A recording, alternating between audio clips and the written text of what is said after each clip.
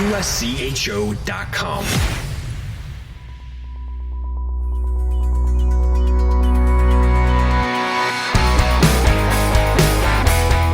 Welcome to USCHO Weekend Review from Monday, March 18th, 2024. This podcast is sponsored by the NCAA Men's Division I Frozen Four, April 11th and 13th at XL Energy Center in St. Paul, Minnesota. Visit ncaa.com/mfrozen4 to get your tickets today. I'm Ed Trefzger alongside Jim Connelly and Derek Schooley. Championship games are set in three conferences, and the best of four, or the final four, rather, for the other three are going to happen this weekend. Let's start out with the championship games that have been set. In alphabetical order, Atlantic Hockey, RIT swept the series against Niagara 4-1 and 5-2. AIC came back from a Friday loss to win the last two games, 3-0 and 3-1. So this is a matchup of two teams that played early on in the season, and both teams coming in pretty hot. AIC 6-1 and 3 in their last 10 games. RIT is 8-2 in their last 10 games and 15-4 and 2 since New Year's. So teams both coming in on a roll. Well, who would have saw this with AIC? Because a couple weeks ago, Eric Lang was playing Possum, and we've lost so many players with season-ending injuries, and then Brian Kramer, that's a candidate for the All-League defenseman, was going to be out. He's back, and they're just winning. And I watched two of the three games, the ones that AIC won. You're welcome, Eric. But with that, Wallstrom was unbelievable in goal. And that's, I think, the story of the week as you're going to continue to go on through series by series by series is hot goalies are winning. Hot goalies are winning right now. Scarfoni for RIT is hot. He was unbelievable early, made a big save to open up the RIT game, and then RIT came right back down and scored right to start one of the games. And I think you're going to see a battle of the goalies right now. And while you have a team of destiny or a fate with RIT, they had all the fifth years coming back, you've got a hot team in AIC who feels really good about themselves going on the road twice and winning. Yeah, and I can tell you that, the two games that these two teams played in December, you can throw them out. I bet the coaches won't even watch much tape from those because they're pretty much irrelevant at this point. These two teams are as hot. They're you ended up getting, maybe not standings wise, the two best teams, but you got the two hottest teams in the championship game in Atlantic Hockey.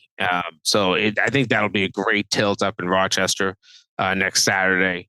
And the winner goes on. And when you look back to recent champions and teams that have had a lot of success in this league of late, these are two of the teams that have had some of the most success in Atlantic Hockey over the last half decade. And you'll see it. Two teams that are above the WCHA in the pairwise. This is a battle for a 15 seed. There's no outlier that's going to fall in as the 16th seed. They're both above what Bemidji would be and Michigan Tech. And they both could finish as high as 14th seed, depending on what happens elsewhere. This is going to be quite the wild event. Should be a sold-out game. Tickets went on sale 10 a.m. Monday morning with lines already out the door at the ticket office. They'll bang it out. They had big crowds when we were there a couple weeks ago, and they had good crowds against Niagara. I wouldn't expect it to be anything other than full. This is the Atlantic Hockey dream scenario when you put this championship game on campus, is that you would end up at a place like RIT that draws really well and could, potentially probably sell out that building. Well, let's turn to the Big Ten. Almost a dream matchup. Anytime you get a rivalry game for a championship, it's got to make the schedulers happy. But Michigan State, a 2-1 win over Ohio State, and Michigan 2-1 win at Minnesota to set up this rivalry at Munn Arena. And this is the time of year, Jim, you always talk about this. We've talked about it, Derek, about how you see high-scoring games in the regular season. You get to the playoffs and you get to see low-scoring ones. Yeah, I was going to bring that up because, our Friday podcast, our USCHO Edge podcast, we always talk about over-unders. And Dan Rubin was talking about, playoff games, teams, get desperate. They get down a goal, they pull their goalie, and they might give up 3 empty netters. So you should always go for the over. That's not the way I see games in the postseason. And every game, almost every game out there this weekend was pretty low scoring, or had one team kind of dominate. I think of Maine, a 5-0 win where they got all of the goals, but still relatively low scoring. So yeah, you look at all of these games. You go back to the RIT, that was a 4-1, 5-2. You go back to AIC, the last 2 games, 3-0, 3-1, and then here you had 2-1, 2-1 for both Michigan State and Michigan. So I mean, really, really low scoring games. So I'm really excited for this championship game. I'm not sure that I believe that this championship game will be that low scoring. I think that there'll be a lot of emotion involved, and sometimes emotion turns to goals. But I think it'll be a heck of a championship game. And Mono Arena, could you imagine a better place? You've just recently refurbished up there, and now you end up hosting the Big Ten championship game. I was going to say put it in Little Caesar Arena or reincarnate Joe Louis Arena, because this is the CCHA of old, way back when. This is a Ron versus Red. Yeah, this is a fight at the end of the game, and you talk about emotion for goals. They're going to have to control their emotion for discipline, because in watching a couple of these games, they're not holding back on calling penalties. There was a lot of power plays in games I was watching last night, right off the bat, especially St. Cloud and Colorado College. There was penalties in the AIC Holy Cross game. So I think you're really going to have to control your emotions. The teams that can control their emotions and have a high flat line instead of being a roller coaster up and down are going to be the teams that are successful moving forward, because there's going to be some adversity, and how these teams handle it will be a big thing moving forward. But you couldn't ask for a better rivalry. Like I said, the old Joe Louis days, and we're going to have, I'm not sure we're going to have a Damon Witten fight in there that there was way back when, but this is conjuring up the history of college hockey, that's for sure. And it also makes me think a little bit last week, Jim, when we had Paul Caponegri on as a guest. The Big Ten really has gotten to the point now where everybody seems to have put the old WCHA and the old CCHA in the rearview mirror, and the games and the rivalries in that league have gotten really big. And what better way to put an exclamation point on it than a rivalry championship? No better way. And listen, anybody that isn't over the old days and hasn't accepted the Big Ten, they're not hockey fans anymore, in my opinion. You've got to get past things. Things change. I know you want everything to be the same. I want to go back to the days when the Boston Bruins played the Montreal Canadiens 10 times a year, but you don't have that. They play 4. That's reality. But I love that these two teams can face off with so much on the line. Knowing both of them are in the NCAA tournament probably helps a little bit. Nobody's got the desperation there, but still, I love this matchup in the Big Ten. One last note on this one: Michigan State looking for their first Big Ten title, while Michigan is trying to capture its 4th, and it would be 3 in a row for the Wolverines. On to the CCHA. Minnesota State, their run of 2 straight CCHA titles ends, but there was a little controversy in this one. A penalty shot called for covering the puck in the crease. Replay seems to indicate that it was under the goalie. What are you going to do about that? So Michigan Tech tied it with 4:33 left and then got the game winner devastatingly for Minnesota State with 9 seconds left. I mean, every goal had a little bit of controversy to it. The other goal Michigan Tech scored was a kick, which redirect. I don't know. I stopped playing soccer when I was about 12. It looked like a kick to me. But they reviewed it and they came with a goal. Then the penalty shot goal, which, like you said, it obviously looked like it was under the goaltender. And then the game winner was a shot wide that bounced over the net and hit the goalie in the back of the head and went in the net. I mean, it was just a bizarre if you talk about getting the bounces and thanking your lucky stars on a St. Patrick's Day weekend, Joe Sean must have went to church for sure on Sunday, because he got all the bounces, he got all the breaks, and they're coming in to play a hot Bemidji team too. So probably it's deserved. When you're in the finals right now, you're playing well and it's deserved, but you're always going to get a bounce along the way. The year we went to the NCAA tournament, we were in overtime and we took a shot that was going 5 feet wide, hit the Niagara guy in the head, dropped to our guy who passed back door, and we won the game. And so you're always bound to get that bounce when you're moving forward in these tournaments.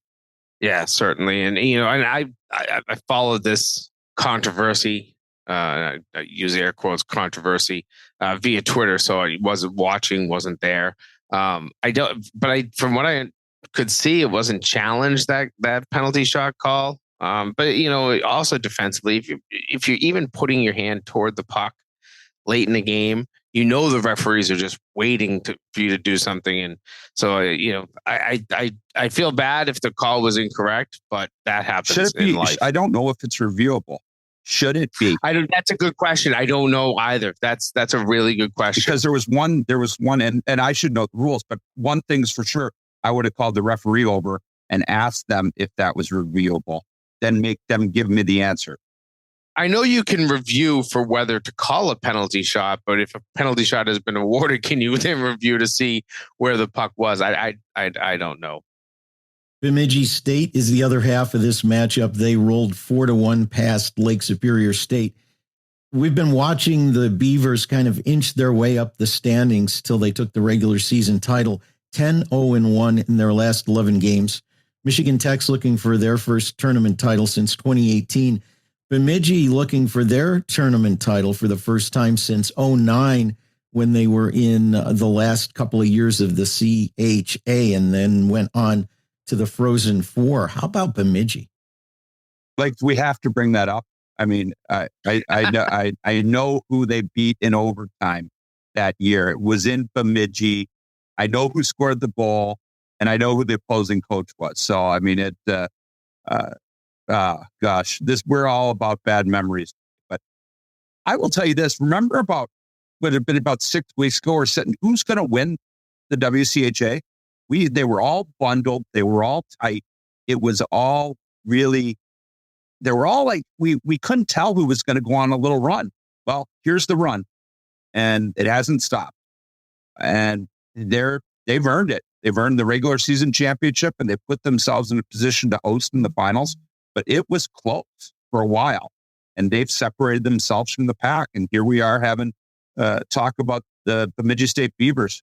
You said it about 4 minutes ago. The two hottest teams usually are the two that get to the finals. And these are the two teams that kind of emerged from that massive cluster in the CCHA and, ended up finishing 1-2. And they end up, with both advancing to the championship game, finding ways to win the quarterfinal round and the semifinals. And this really does put forth a heck of a great tournament championship game. This is one that I think, for one thing, I think Bemidji will be packed on Friday night. I thought this was a Saturday championship game. It's a Friday championship game. Found out just before we went on the extra day of rest before that regional. But yeah, this is a Friday championship game, and it should be a great atmosphere in Bemidji, and a little bit of travel here for Tech, but I don't think that'll affect them at all. I think they will be ready to go. And what a great championship. I mean, we've set up 3 really fun championship games that we're already talking about, and still 3 more to go. This is the argument this is everybody's argument for playoff games on campus, because you're going to be in 3 hockey crazed markets that are going to fill up the buildings. They're going to have a great atmosphere. They've earned this. They've earned the opportunity to play at home. It's not the national tournament. It's the national tournament, in my opinion, still should be neutral, but this is why they're putting, and we could do a whole nother show on that. So I'm not even going to go there, but this is why they're putting the campus games on home ice to get the big crowds, to get the thing. But these teams earned it. These are the regular season champions in all three of their leagues, and they've made it through. And now they're going to have big crowds in their games. 3 leagues have their semifinal matchups set based on last weekend's results. We'll talk about that when we return. This podcast is sponsored by the NCAA Men's Division I Frozen Four, April 11th and 13th at XL Energy Center in St. Paul, Minnesota. Where are my hockey fans at? Present. Welcome to Fandom 101. It's NCAA Ice Hockey Championship time, when the hottest teams in the country face off under one roof. Be there to see your squad hoist the ultimate trophy overhead. The NCAA Men's Frozen Four, April 11th and 13th in St. Paul, Minnesota. Attendance is encouraged. Passion is mandatory. Buy your seats today at ncaa.com/mfrozen4. Class dismissed.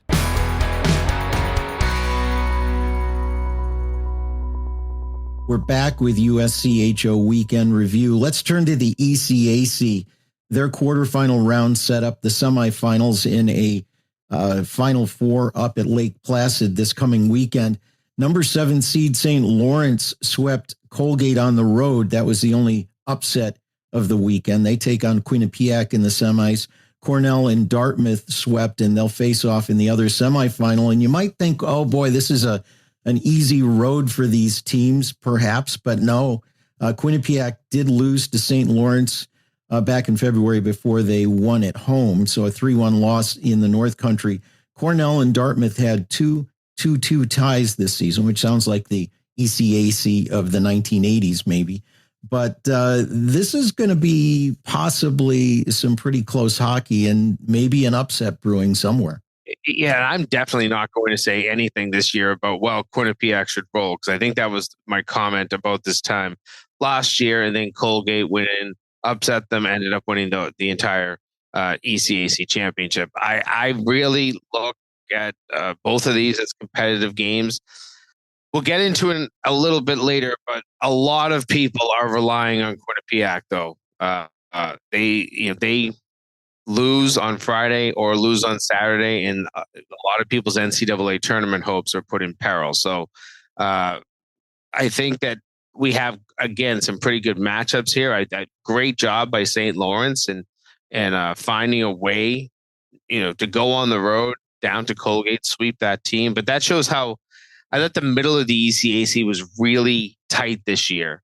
So to have a 7 seed go on the road, pull off the upset, maybe not that surprising.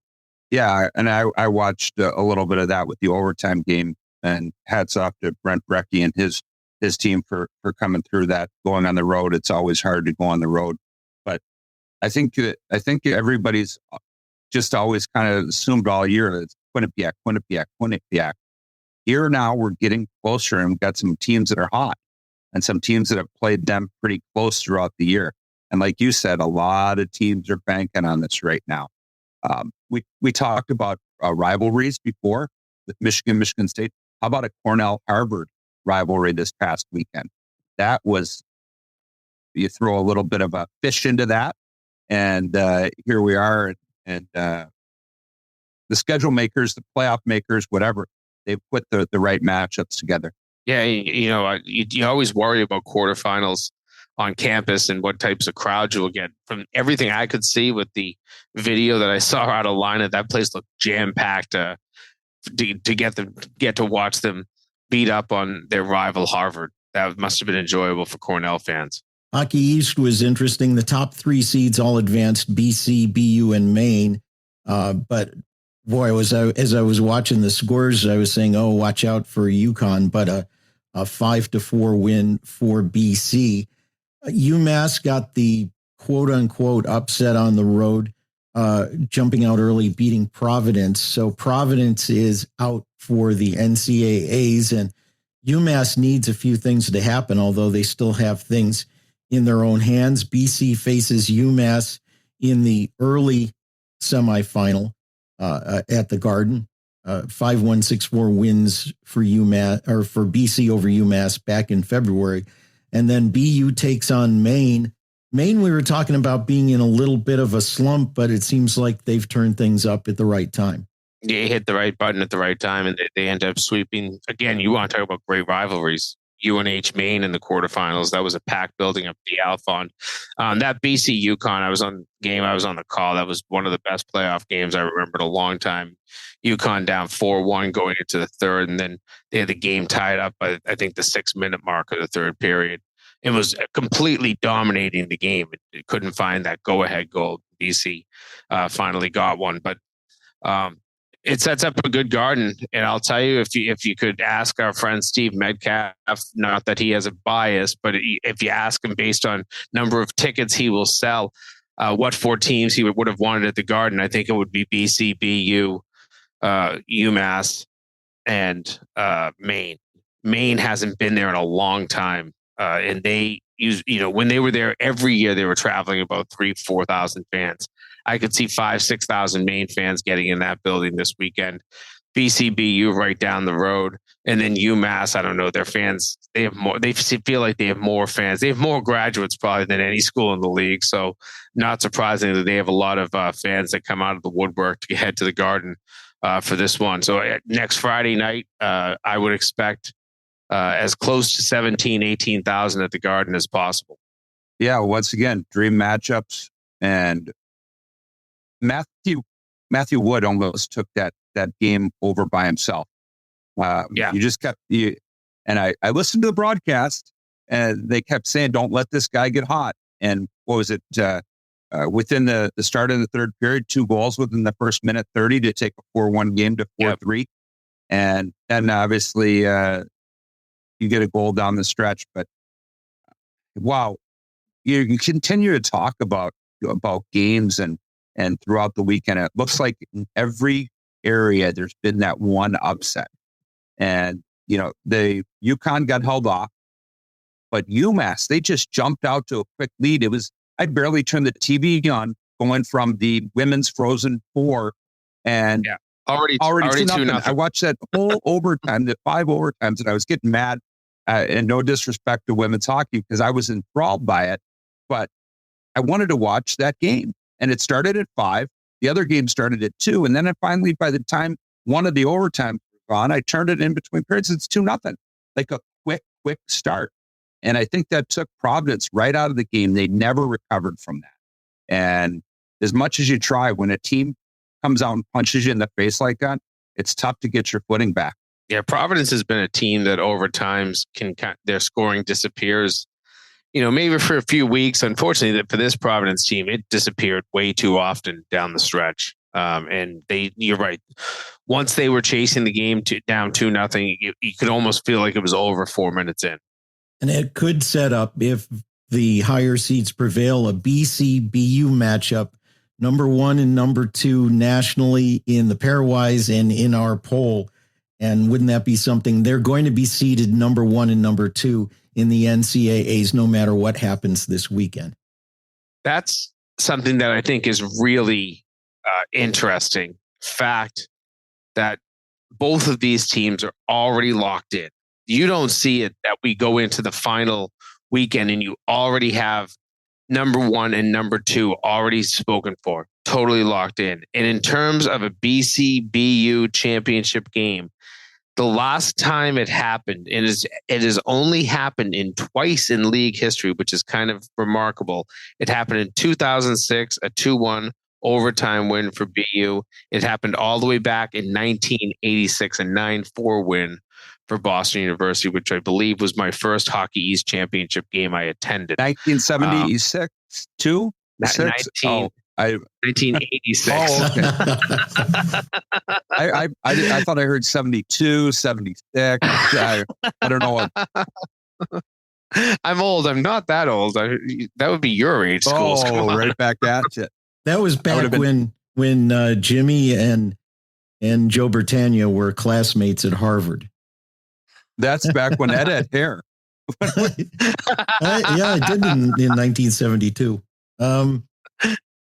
Let's go to the NCHC. North Dakota, they swept Miami 5-1, 7-1.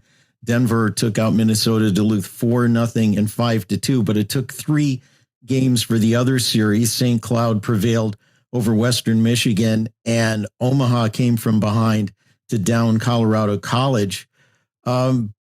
Western Michigan's still sitting in a pretty good position for the NCAA tournament, but Colorado College, who looked like they were a slam dunk for the NCAAs a couple of weeks ago, they got to watch and make sure all the pieces fall in the right place, and they're going to be rooting for Quinnipiac at Lake Placid for sure.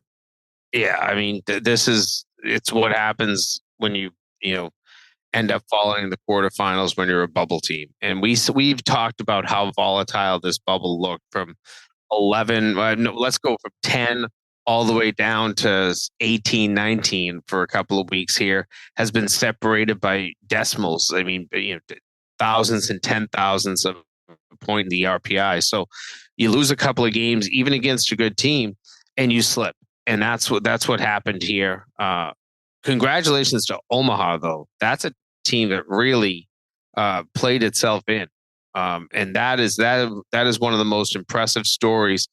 When I write bracketology usually starting around the last week of January, first week of February. I think it was about that time this year I started. And I didn't realize that Omaha was the host in Sioux Falls. And that was corrected quickly. But I remember saying, okay, well, we only have to worry about one potential host, and that's UMass, because I wasn't even considering that Omaha could jump up so quickly. And now we've gotten to the point that at this point, with that win last night, they are 100% locked into the tournament, which is what a great run down the stretch they had. Who's the host in St. Louis, Jimmy?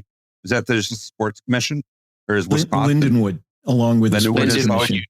Yep. Yeah. Okay, because it has. I think Wisconsin's the host of the Frozen Four there. They've been a little bit. That would make sense. A little bit of a. That would have been interesting to have that Wisconsin host in St. Louis. But yeah, I watched. I keep coming back to I watched and but it wasn't. I mean, I was enthralled by the weekend of hockey, the goaltending.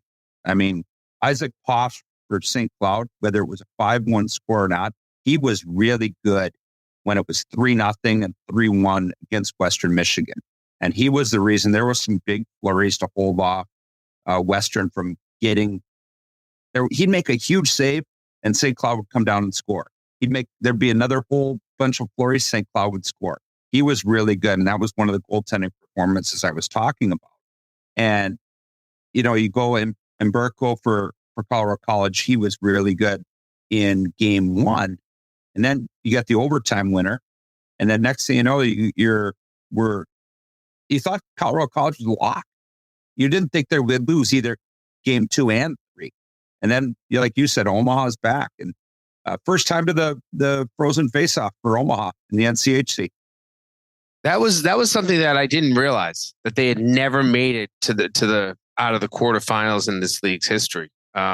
So Mike Gabinet, I mean, that's a great accomplishment for his program. That's something. And again, just where they were, February 1, that I wasn't even thinking about the fact that they could make such a run.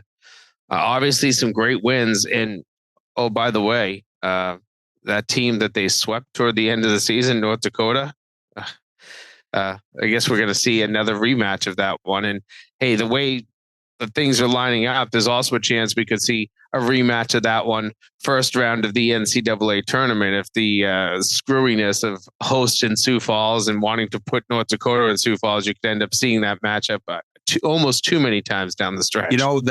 That game there, the Colorado College game that I mentioned, the first one, that started the big controversy that I was texting both you guys about. If it was 100-0 in the pairwise in overtime in the playoffs, and nobody really knew the right answer. Jimmy, you thought it was still the same as regular season. Ed, I answered at 3:30 in the morning. I shouldn't have done that. But it came back to that. Those are big pairwise implications, those overtimes, and it's 100-0. So those are big when you get to overtime.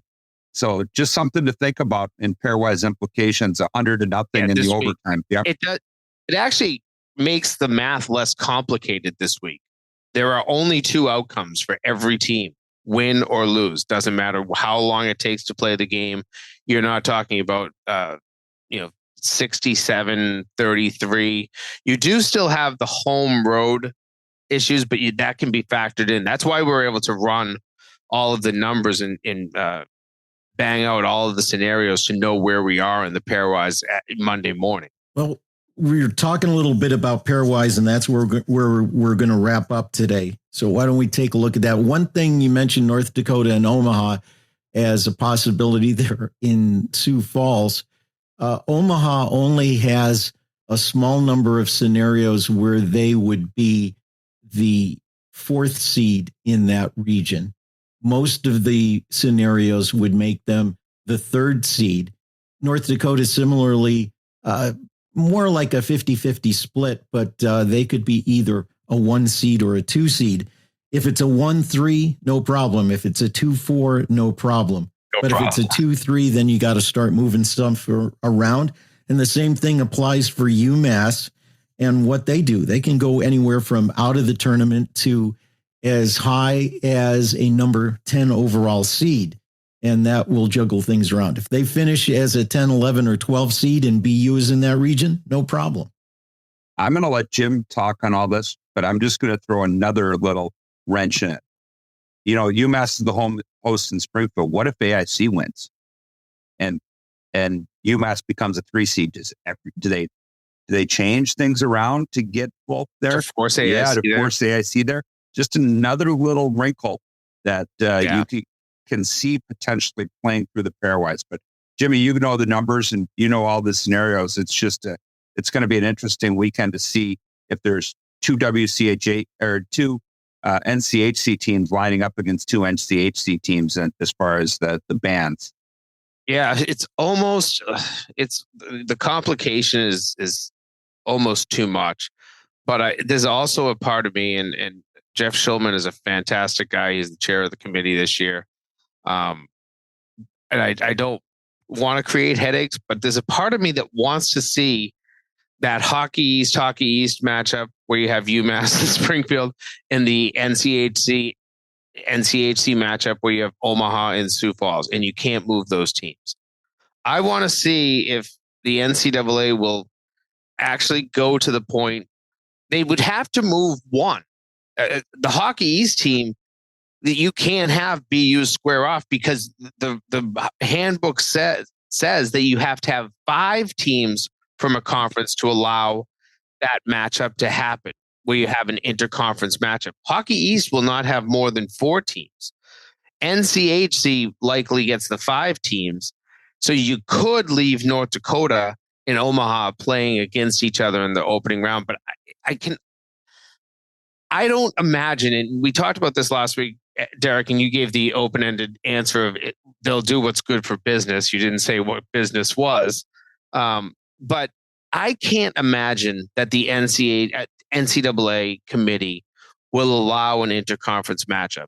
Will it piss off a ton of fans? Absolutely. If this lines up the way we're talking about, you have BU and UMass matching up in Springfield, you have to move BU out of there. Sorry, guys. You have North Dakota and Omaha potentially lining up out in Sioux Falls. You have to probably move North Dakota out. I can't see a way that you leave them in there. I'm glad I'm not on the committee. Let's put it that way, because there's going to be we got some nasty letters. Believe it or not, we got some nasty letters. It was the COVID year when we were trying to pick her. We got some really nasty fan email. And, you know, that's where it comes down to. And I could see Jeff's maybe trying to find a filter on his email come Monday morning after the selection show, if that's the way they go. And Derek, I don't know if I think you were probably on the committee when these regionals were awarded. Yes. But it kind of surprises me that North Dakota didn't bid for Sioux Falls, that Omaha was the team that bid. Does that surprise you now that you kind of look back on it all? Yeah. I mean, just once again, it's the Dakotas. I think they actually, when it was in Sioux Falls previous, I think was North Dakota was the host. Yes, they were. And I don't remember why. And I don't know if they were putting a bid in, trying to sneak a bid in Grand Forks then to see what we would do. But I don't know. I don't remember why that Omaha went with this bid. And It's really making things a little bit of a cluster right now because of that. The last time North Dakota they were in Sioux Falls, North Dakota didn't make it. I think that's correct. If I remember correctly. So they were the host and they didn't make it. So before we wrap up, some teams that are kind of watching what has to happen. Let's take a look at that. UMass, they win versus BC. They're going to be in the tournament. Or if Quinnipiac wins the ECAC and some other things fall together, they will be in the tournament. The best way to put it, beat BC, you're in. Otherwise, you need help, especially from Quinnipiac. That everybody's going to be rooting for Quinnipiac because a loss by Quinnipiac could move the line of the bubble from 14 up, unless it's Cornell. And then they may rise up enough that it doesn't move it. But Dartmouth or St. Lawrence would move that. Western Michigan, they're in if UMass loses, or if St. Cloud does not win the NCHC, or if Quinnipiac wins the ECAC. So basically, Western Michigan needs to cheer against UMass and St. Cloud State and for Quinnipiac to make it in. Yeah, I mean it's a lot to really think about. To the UMass scenario, though, it's feasible that if they lose on Friday, Quinnipiac loses on Friday, their season's over. That's one of the shockers. That's one that probably feels a little shocking. And at that point, this Hockey East League that we were talking about potentially having 6 teams in at one point this season, back in December, January when we first started talking about the pairwise, could be down to 3, and that's probably one of the more frightening parts for our good friend Steve Metcalf. And I've said 13 the whole time. Just remember. You have. I just think it's going to be Cornell that bursts the bubble, and then the 14 will be will be Cornell. So I think on a technicality, maybe we can call it 13 just for you. Thanks. The other two that I got to watch out, St. Cloud, they've got to win the semifinal in the NCHC or else they're done. If they win the semifinal and don't win the NCHC championship, they need a lot of help. And Colorado College, well, they need some help in this one. Only about 25% of the scenarios would get them in, and they'd be the 13th or 14th seed. Again, having a little fun for the committee to match them up. But overall, right now, there are 4,096 scenarios out there. So that's a lot to try to keep in your head. With the CCHA playing their championship on Friday, the 5 games remaining on Saturday, there are 32 permutations there. So we'll have a lot better idea after Friday's games are done. And I will say this, Colorado College, after they won on Friday, was in the 90s of making the NCAA tournament. And now they're you say 25, playoff status is 46. That's a weighted status. Mine is actual scenarios, number of scenarios where they can make it. But it really is dropped. That's where the one game really makes a big difference that the Hockey East are playing. Yeah. CC probably would have been a lot better off losing 1 game than winning 1 and losing 2. No doubt. Yeah, that's a good point too. I mean, it's hard to go back and do the math on that. But it would have hurt them less than to have 2 losses this weekend. And with that, there's some great hockey coming up. We're going to have some special coverage also during championship selection Sunday. So look for that. But until then, we'll say so long. This podcast has been sponsored by the NCAA Men's Division I Frozen Four, April 11th and 13th at XL Energy Center in St. Paul, Minnesota. Visit ncaa.com/mfrozen4 to get your tickets today. For Jim Connelly, for Derek Schooley, I'm Ed Trefzger, and this has been USCHO Weekend Review.